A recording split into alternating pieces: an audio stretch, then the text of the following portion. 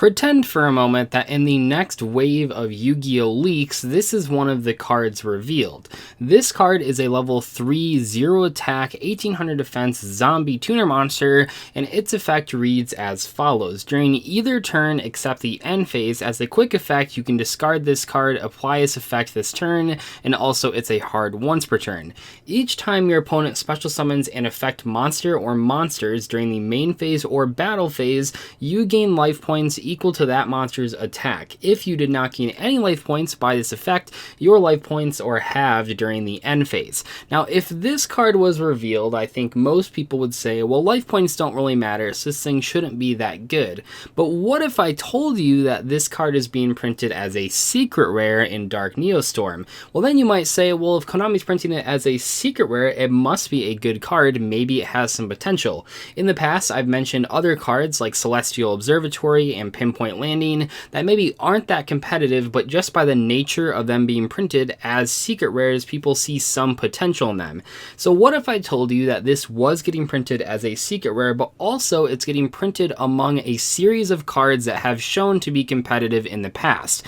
Now, if I showed you all of those sort of criteria and said that this is going to be a new secret rare, part of a series of cards that has seen competitive play, does your opinion on the effect change? Because this is the effect of Ghost Sister and Spooky Dogwood, and this is a card that I feel is very, very overrated for some of the reasons that I just said.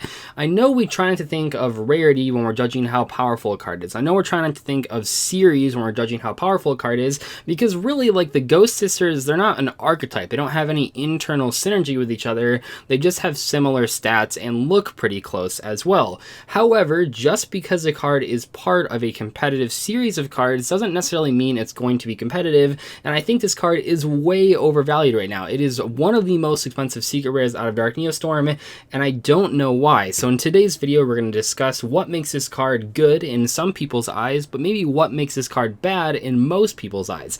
I think this card might see some experimentation, especially in these first couple weeks, but realistically, I don't think there's a huge reason to play this card over many of the other hand traps of the format. So first off, why do people like this card? Besides the fact that it's a secret rare, besides the fact that the dog in the picture is adorable, besides the fact that this card is sort of like the spiritual successor to many of the other Ghost Sister cards that we've seen so far, what makes this card special that people like? Well, I think a lot of people compare this to other hand traps out there. However, what this card does, and I think this also is to its detriment, but this card doesn't deal with negating things or giving yourself card advantage. I think some people compare it to Max C because you discard it and it triggers an effect each time a special summon happens. But that's not a good comparison at all, because what this card does, instead of giving you a draw like Maxi, it just gives you life points. And to be fair, it does give you quite a lot of life points because you gain life points equal to the monster's attack. And if your opponent is doing a big combo, you could gain like upwards of 10,000 life points off of this one effect.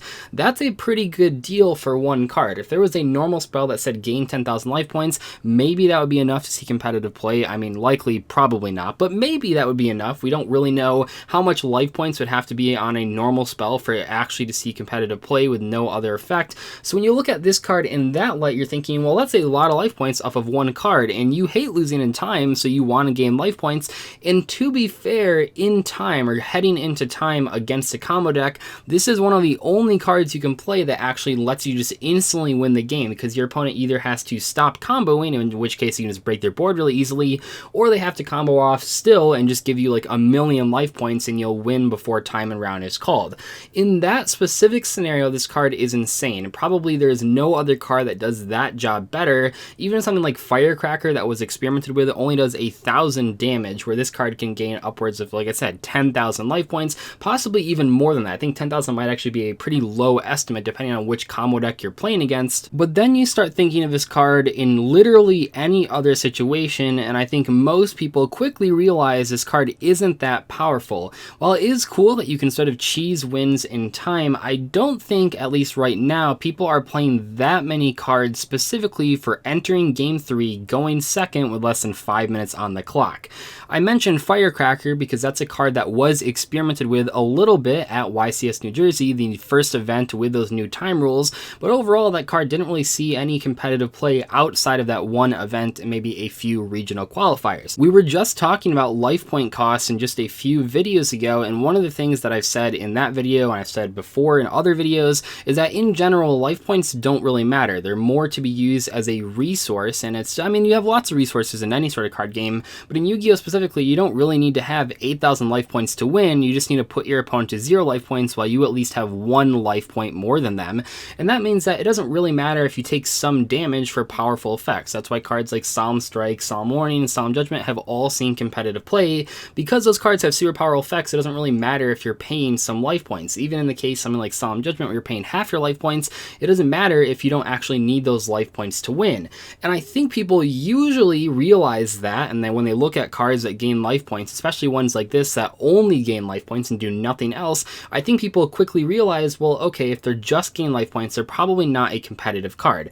We certainly have seen decks try to be competitive while gaining life points. I think most recently, I think of like those Necroface Green Maju decks that usually play Soul Absorption, but I don't know if you guys have played against those decks at regionals or watched some of the feature matches, but sometimes, actually fairly often, that's not like the most competitive deck, it's just kind of a fun rogue strategy. A lot of the time, they'll gain like 20,000 life points on their first turn with a combination of Pot of Desires and Gold Sarcophagus for Necroface, and then their opponent will still win because they just like didn't really gain any advantage. They were just gaining a lot of life points, and life points can be used when you have a lot of them to sort of stall until you draw into better cards, but usually you just rather play a better card instead of a card that hopefully stalls into those better cards. I know that might seem a little bit weird, but what I'm trying to say is that instead of gaining life points to hopefully draw something good, what if you just played a good card instead of that life point gaining card in the first place? And I think when you start comparing Ghost Sister and Spooky Dogwood to other hand traps of the format right now, you suddenly realize, okay, this card isn't very good unless you are exactly in the situation where you're heading into time.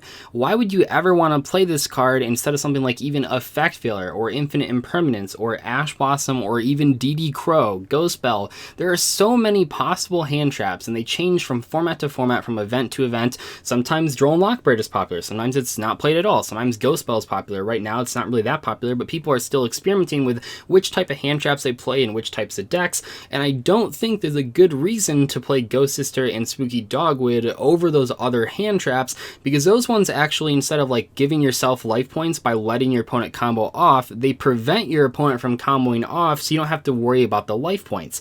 I think of a situation against like Thunder Dragons, which right now is probably like the biggest combo deck heading into the new format. Maybe Orcus are up there as well, and those are decks that if you use Ghost Sister and Spooky Dogwood, you'd gain a significant amount of life points. We're talking probably more than 10,000, maybe up to like 20,000 life points, depending on how many summons they do. They have a lot of 3,000 attack monsters, so you can gain a lot of life pretty fast, but you -1 to do that, and that deck takes a couple cards out of your hand with the Chaos Levianeer, and with the Diabolos takes cards out of your hand. So you're starting with 3 cards in your hand instead of 4 cards in your hand, because usually against a deck you're starting with 4 cards, but you took a -1 to activate Ghost Sister, so you're starting with 3 cards, and yeah, you have like a million life points, but your opponent has a Goliath on board. They have multiple negations. They have Hot Root Dragon Archfiend, they might have Zombie Stein, they might have Colossus on there, so they have like 4 big monsters, and sure, you have a lot of life, but you don't have a lot of cards, and your opponent has a huge board that now you can't deal with. Whereas if you just played something like Effect Failure or Infinite Impermanence, or maybe Ash Blossom and a Joyous Spring, literally anything else would have prevented that from happening, or at least happening to the same degree that it ended up whatever field they ended on. And I'm sure that some people will say, well, this isn't taking the spot of Ash Blossom or Effect Failure in my deck list, I don't know what you're talking about. But here's the thing, there are so many different hand traps out there, no matter which ones you're playing or not playing. If you decide to play this new card, it is definitely taking the spot of some other better, more interactive hand trap. Don't tell me that you're playing every hand trap in the game. I don't think anyone, even like the crazy decks that have so many one-card engines, something like Sky Strikers, even those decks that are playing 12 to 15 hand traps between the main and side deck aren't actually like even halfway to the total amount of hand traps that they could be playing.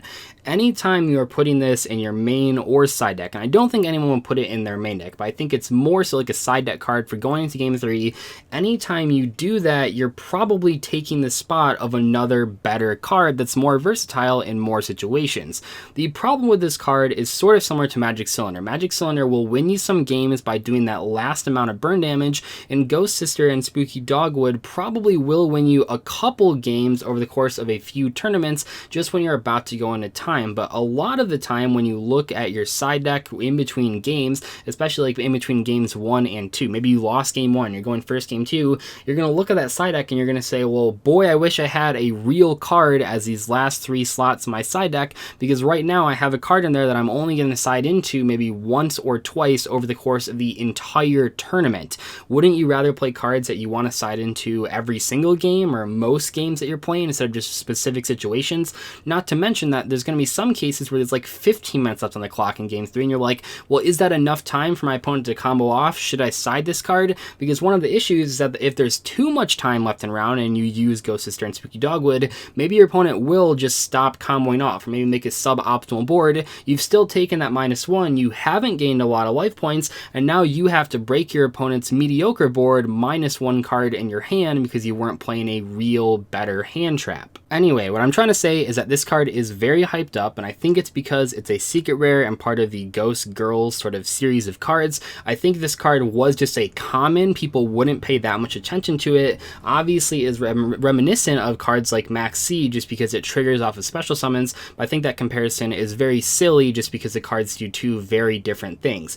Overall, this card probably will see some play, some experimentation, maybe it'll top like 1 or 2 events, and maybe I'm just completely wrong here, but I think in the past, even with something as powerful as this in terms of the sheer amount of life points you can gain, I don't think the average player will actually put this in their side deck. There's just too many other cards out there, especially in a format like right now where there's so many varieties of different strategies out there. You have combo decks, you have control decks, you have trap-based strategies, so many different decks out there. Just using 3 of your side deck spots for a card that you might play against only combo decks, only when you're going to game 3, going second, seems like a really bad deal. You want your side deck cards to be used in as many matchups as possible, where this is a very, very specific card. Maybe down the line, like a couple months from now or a year from now, there'll be a format where it's only combo decks and they're taking like 5 hours. Maybe then people will play this card, but I'm not even so sure then. I think you'd just rather have better hand traps against those combo decks to prevent them from making those boards in the first place. I think of like when Goki were extra linking you, yeah, you would have gained like 20,000 life points when your opponent did that, but they'd still have an extra link and you'd still have no cards in your hand because they Gumblard and Aqua Dolphined you for like 5 of the cards in your hand. Anyway though, hope you guys enjoyed this discussion video. Let me know what you think of Ghost Sister and Spooky Dogwood in the comment section below. I'll see you in the next one. Goodbye.